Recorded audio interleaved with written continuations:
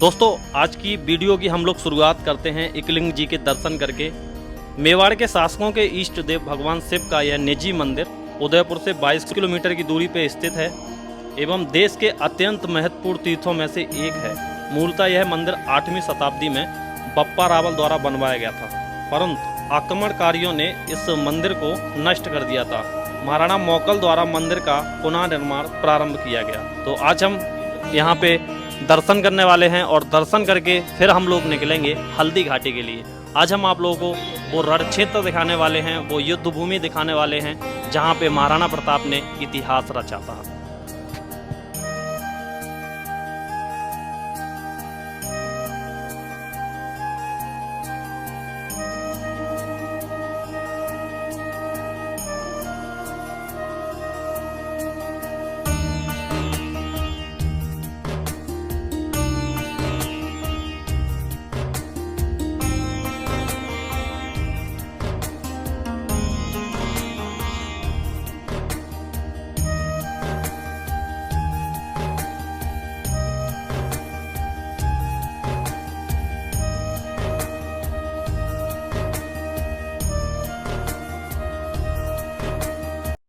आओ बच्चों तुम्हें दिखाएं झांकी हिंदुस्तान की, इस मिट्टी से तिलक करो यह धरती है बलिदान की।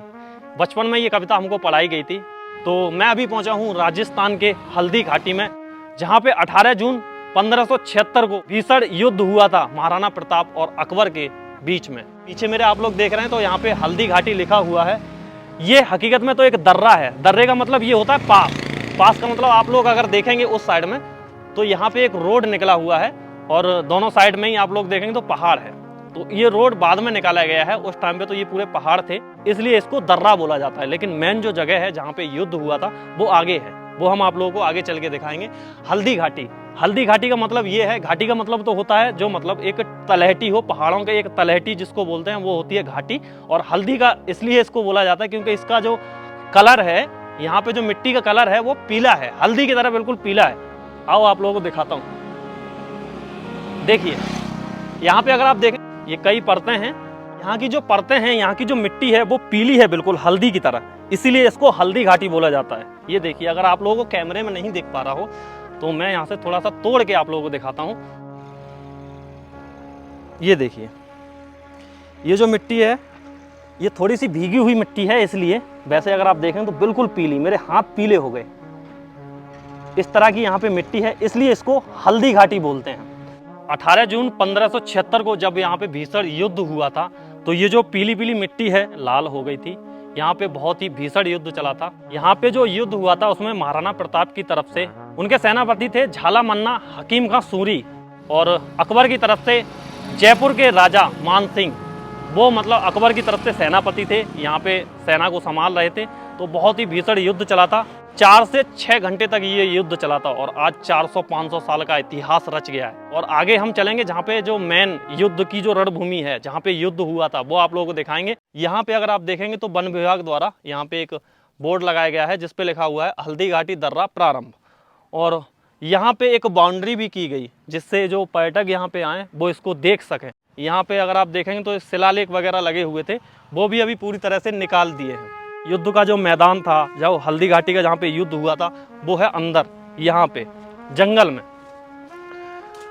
जंगल में अगर आप जाएंगे, यहाँ पे वैसे पर्यटक नहीं आ रहे हैं, कोई भी पर्यटक यहाँ पे नहीं है, हम अकेले ही हैं। यहाँ पे देखिए ये बाउंड्री बनाई गई थी जिससे पर्यटक यहाँ पे असली जो दर्रा है, जहाँ पे असली जो युद्ध हुआ था, वो आप लोग देख सकें। लेकिन अभी पूरी तरह से इसको बंद कर दिया गया है। ये देखिए, यहाँ पे एक गेट बनाया गया था अंदर जाने के लिए, लेकिन मेरे हिसाब से ये गेट काफ़ी दिनों से बंद है क्योंकि इस पर पूरी तरह से जंग लग चुकी है। यहाँ पे देखेंगे तो देखिए ये तलवार और ढाल का एक वो बनाया गया है। कुछ लोग इधर से जाने का प्रयास करते हैं, लेकिन अंदर इतना घना जंगल है जिसमें पता नहीं कोई जंगली जानवर वगैरह हो, क्योंकि हम 2 ही लोग हैं यहाँ पे। तो आगे चलेंगे थोड़ा हम रिक्स लेके। देखो अंदर जाने के लिए यहाँ पे एक रास्ता भी बनाया गया था। ये आप देखेंगे तो ये यहाँ पे पत्थर बिछा के रास्ता बनाया गया था। और यहाँ पे अगर आप देखेंगे तो एक देखो वो बोर्ड लगा हुआ है छोटा सा, जिसपे लिखा हुआ है हल्दी घाटी दर्रा। तो यही है असली हल्दी घाटी का दर्रा। यहाँ से भी जाने का रास्ता है, एक यहाँ से भी पतला सा रास्ता है। इधर से चलते हैं।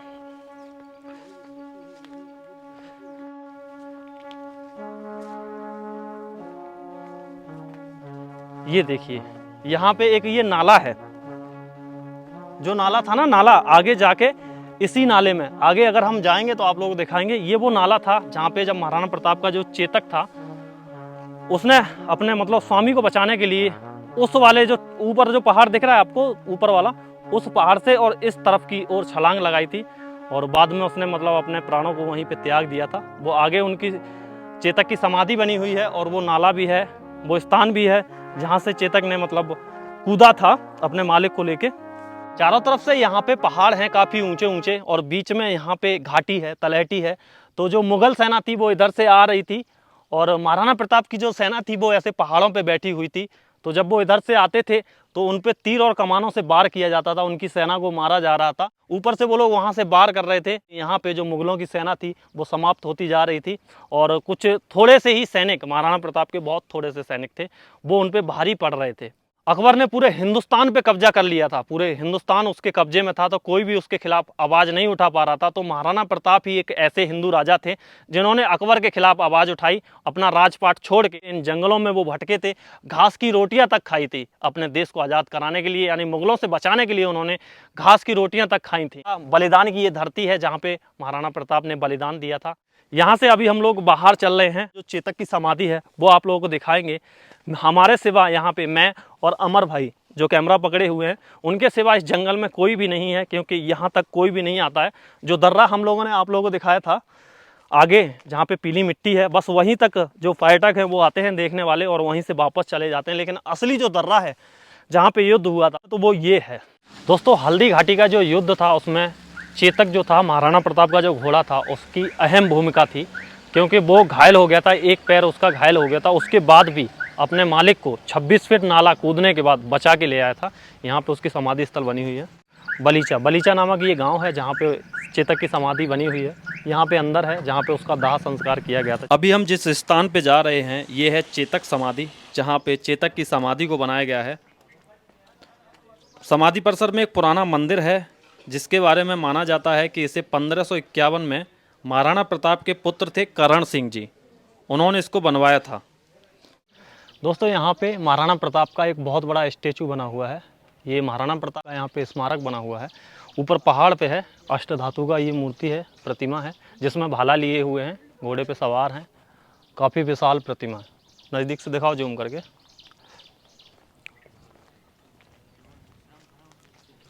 और इस साइड आइए, यहाँ से हल्दी घाटी दिखती है पूरी।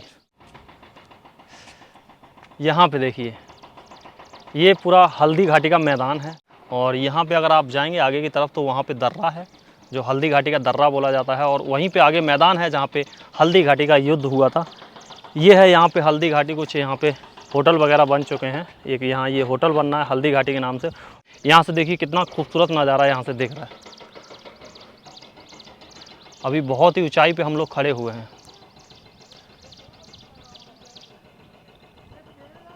ये देखिए यहाँ पे ये जो बनाया गया है ना, पहाड़ को काट के इसको बनाया है, पहाड़ काट के और उसी को यहाँ पे लगाया गया है और बाद में यहाँ पे ये स्मारक बनाया गया है उनका। सामने ही महाराणा प्रताप विशाल प्रतिमा बनी हुई है। अभी हम उस नाले के पास पहुँचे हैं जहाँ से जब वो जो रक्त तलाई में महाराणा प्रताप जब घायल हो गए थे और उनका जो चेतक था वो भी घायल हो गया था, तो वहाँ से वो अपने मालिक को लेके भागा और एक नाले को उसको उसने क्रॉस किया, छलांग लगाई और आगे फिर वो ले गया जहाँ पे अभी हम ले गए थे आपको, चेतक की समाधि पे ले गए थे ना, वहाँ पे वहाँ पहुँच के और चेतक ने अपना मतलब प्राण को त्याग दिया। वहाँ पे जाके उसने दम तोड़ दिया। यहाँ पे अगर आप देखेंगे तो ये है वो नाला यहाँ पे, और चेतक ने जहाँ पे मतलब छलांग लगाई थी वहाँ से और यहाँ पे चेतक आगे गिरा था। इतना लंबा मतलब वो नाला फलांग गया था, वहाँ से चेतक ने यहाँ पे छलांग लगाई थी। दोस्तों, अगर देखो आप लोगों को सुनाई दे रहा हो तो यहाँ पे पानी की झरने की आवाज़ आ रही है। उस साइड में मुझे लग रहा है वहाँ पे पानी गिर रहा है। ये पानी बताते हैं कि नेचुरल पानी आता है, कहीं से ऐसा है नहीं। नीचे एक गुफा है, गुफा में भी मैं आप लोगों को लेके चलूँगा। जो महाराणा प्रताप की गुफा बताई जाती है वहाँ पर एक झरना गिर रहा है, तो वो यहीं से जा रहा है, वहाँ पे जाके झरना गिर रहा है, यहाँ से पानी वो जा रहा है। आप लोगों को अगर दिख रहा हो तो देखो अमर भाई, वहाँ पे पानी दिख रहा है थोड़ा सा, अगर हमारे कैमरे में कैद हो पाए तो वहाँ पे पानी गिर रहा है।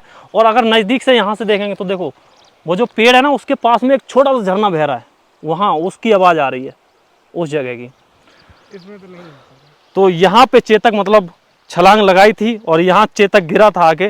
महाराणा प्रताप का जो घोड़ा था ना चेतक इतना शौर्यवान था कि दुश्मन के हाथियों को भ्रमित करने के लिए उसके सिर पर हाथी के मुंह की सूंड लगाई जाती थी।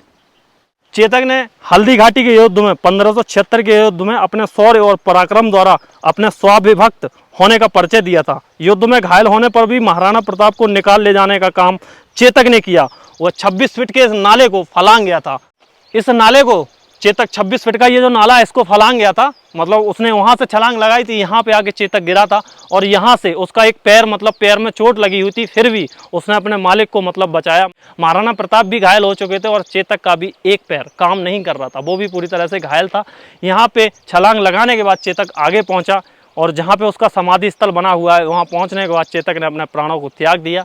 आज भी उसकी वहाँ पे समाधि बनाई गई है। जो महाराणा प्रताप के छोटे भाई थे शक्ति सिंह, उनका और चेतक का उसी स्थान पे दाह संस्कार किया गया था, एक ही स्थान पे दोनों लोगों का।